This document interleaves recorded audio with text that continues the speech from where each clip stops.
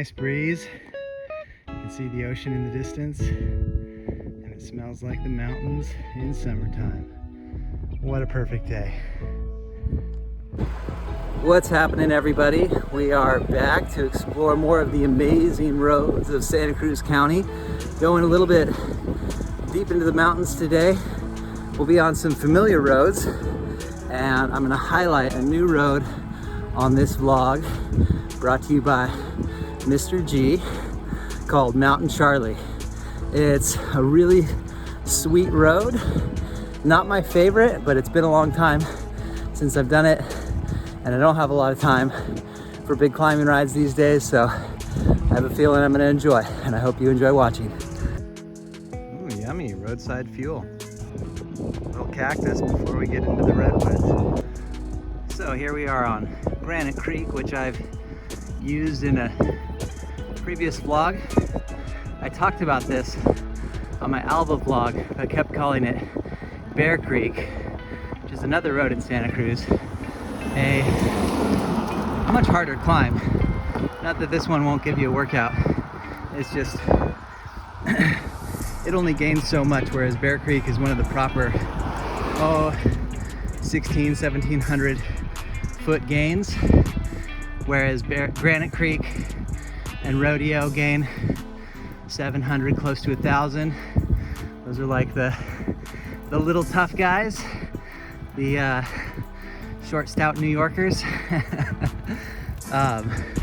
Charlie's a big boy.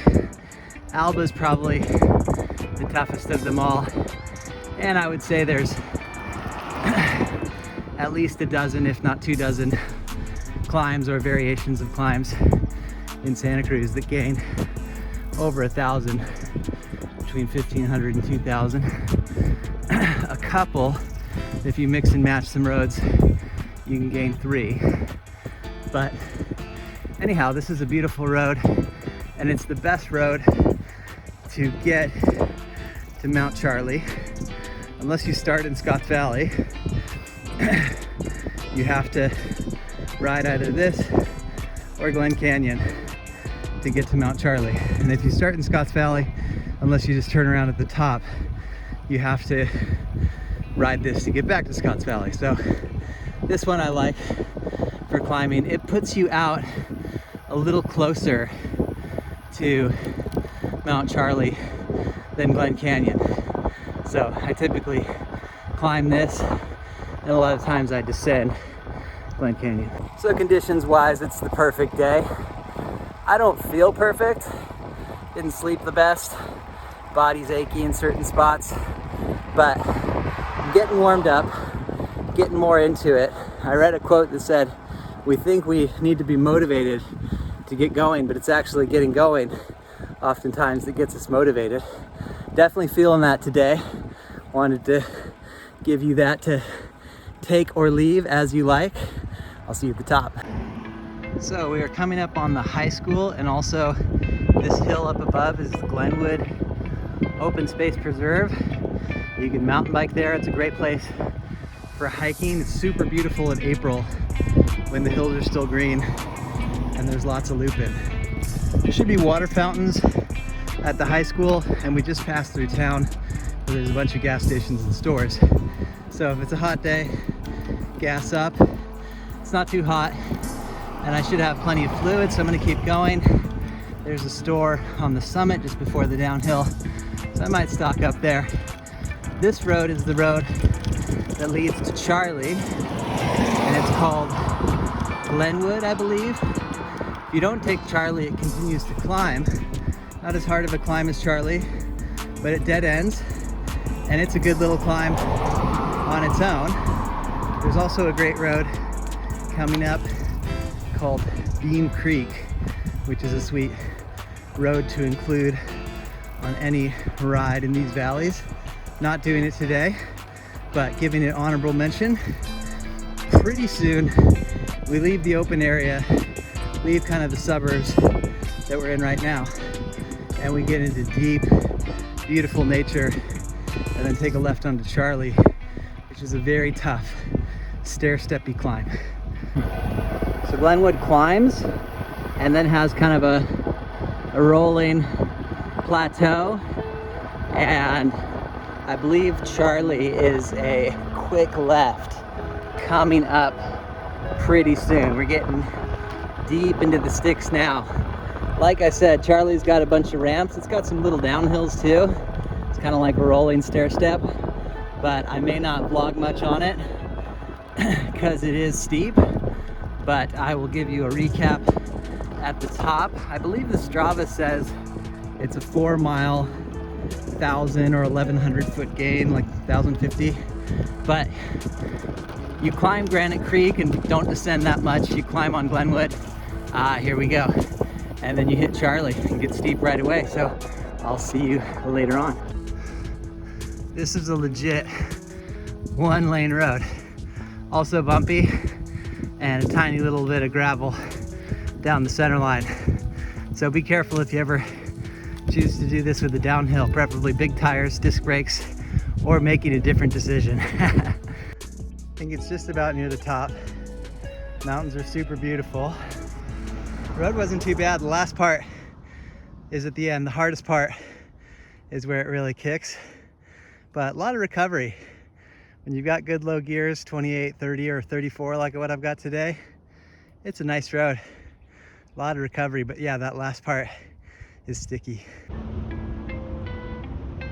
All right, well, we are at the top of Mount Charlie. Definitely a false summit last time I talked to y'all.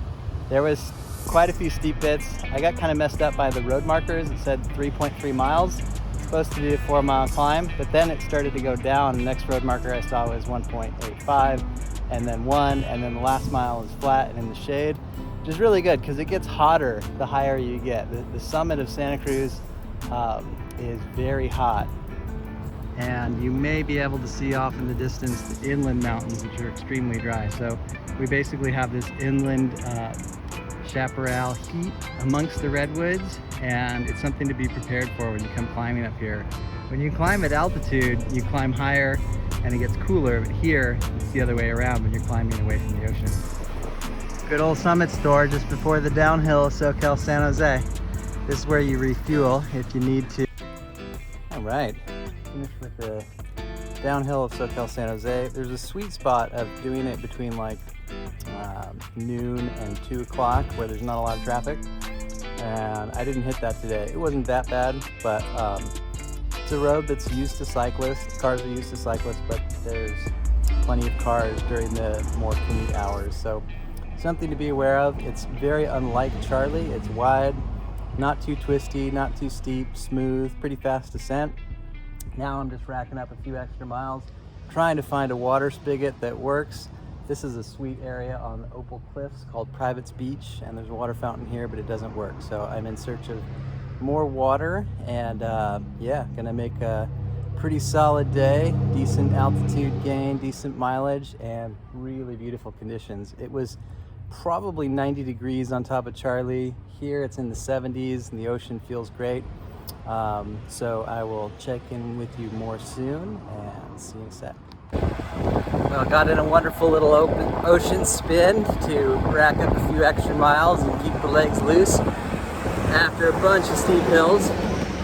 I hadn't done Charlie in over 10 years, and the last time I did it, I think I used a 25 sprocket.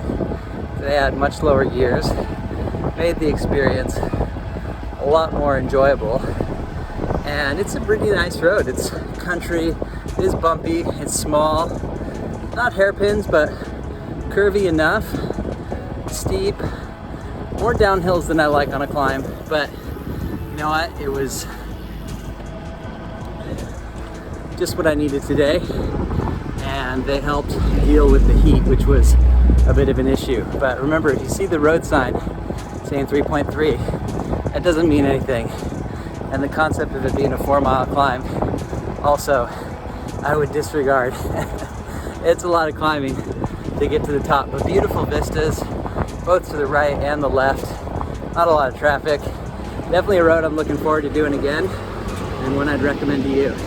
You can descend what I did today, which is more of a main road. It's a fast descent. It's not bumpy, unlike many roads in Santa Cruz, so that's good. there are more cars. You could also hang a left. You end up climbing more at the top of Charlie. You could descend Zayante, Bear Creek in 2 directions, go all the way to 9 and descend that. Or you could descend the east side of Charlie, which quickly turns into Old Santa Cruz Highway, and get down to some more arid climbs, such as Montevina, which is one you'll see on the vlog hopefully soon. That's one of my faves. Anyway, endless options here in Santa Cruz. I hope you've enjoyed today. Check out my website, GabrielBenjaminYoga.com. Hit me up in the comments, give a subscription, let me know your thoughts, and I will get back to you soon. Oh, and on a closing note, one of the things I've noticed on the last couple rides I've done with extreme heat up on the summit is that I feel pretty done. My hands and feet and head hurt and my butt hurts.